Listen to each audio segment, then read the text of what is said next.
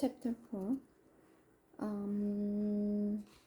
Summer break began and Becky went away on vacation. Tom got the measles and was very sick. He had a fever and talked in his sleep about the murder.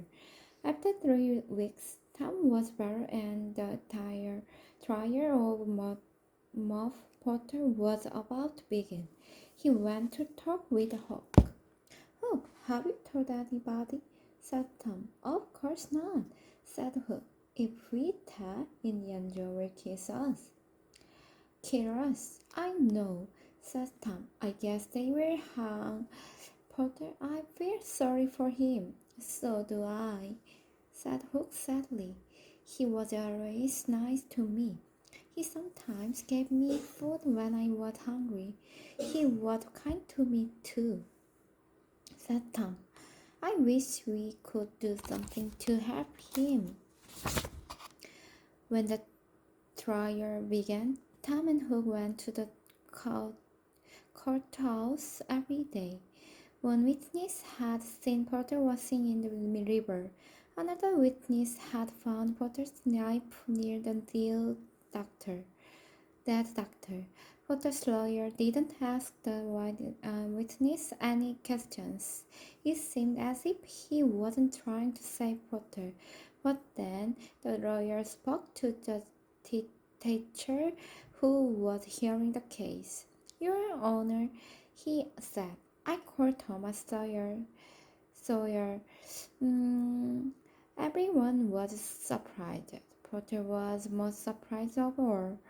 Tom walked to the witness stand. He was very frightened but promised to tell the truth.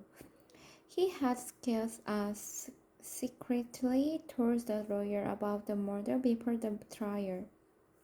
Thomas Sawyer, where are you on the night of Jane 17th? Asked the lawyer. Tom saw Indian's face in the crowd. For a moment, he couldn't speak. In the graveyard, he said finally. Indian Joe looked at Tom with a strange smile on his face. The lawyer continued, were you hidden near Horace Williams' grave? Yes, sir, answered Tom. Were you alone? Asked the lawyer. Tom hesitated. Don't answer them, said the lawyer. I will call the other witness if I have to. Did you have anything with you? A dead cat, said Tom. Everyone laughed. Now, Tom, tell us what happened that night, said the lawyer. Don't be afraid. Tom began to tell what he had seen. Everyone listened breathlessly. And then continued Tom. Indian Joe grabbed the knife and press. Indian Joe ran through the crowd and jumped out of the window. Potter was set free immediately and Tom was a hero. Everybody Potter thanked Tom and it made Tom great. But every night he was filled with fear and dreamed of the Indian Joe. Hook was worried that Indian Joe would run about him too. The detective offered a reward for Indian Joe's capture. He wasn't found and the search continued.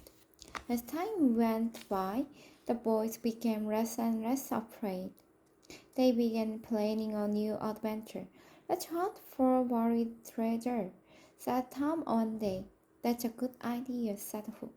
But where can we find buried treasure? Well, robbers usually bury it under old dead trees or in haunted houses, said Tom. Why don't they spend it? Said Hook. Sometimes they do, answered Tom.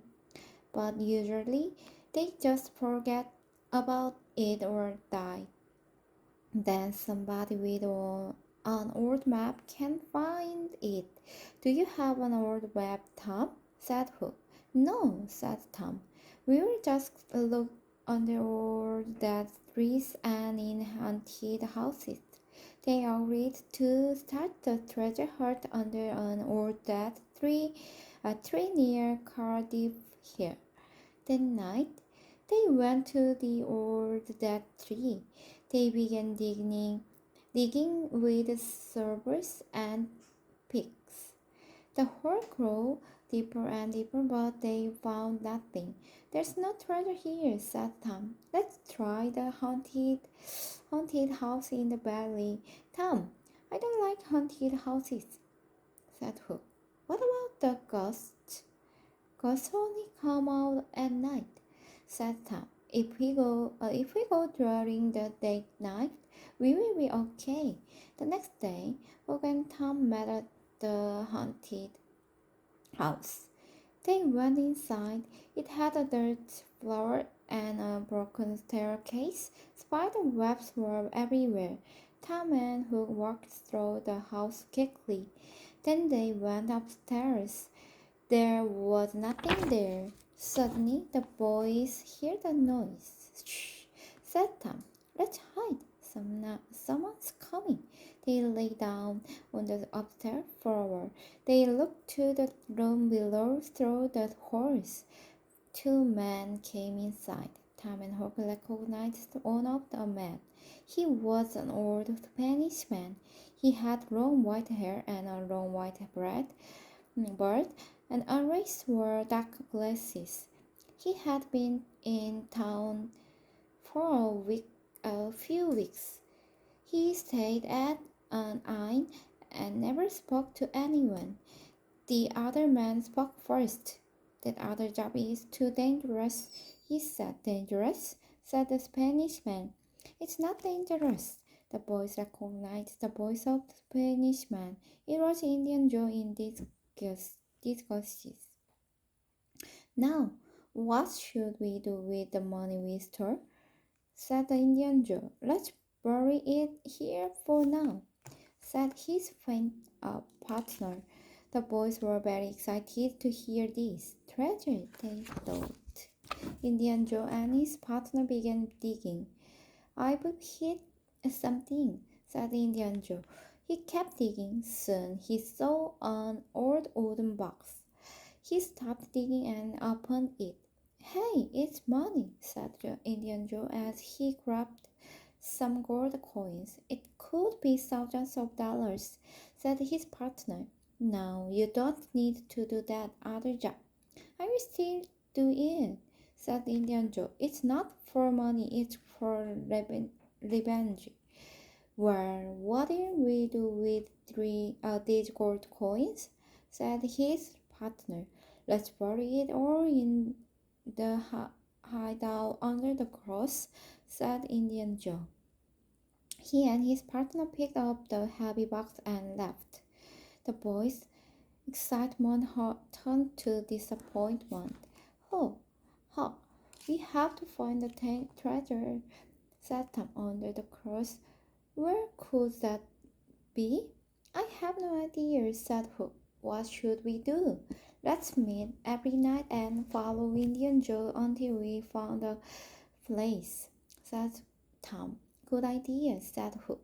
They waited for a while and then they went back to town. But as Tom walked home, he was very afraid. Did Indian Joe mean to get revenge on him?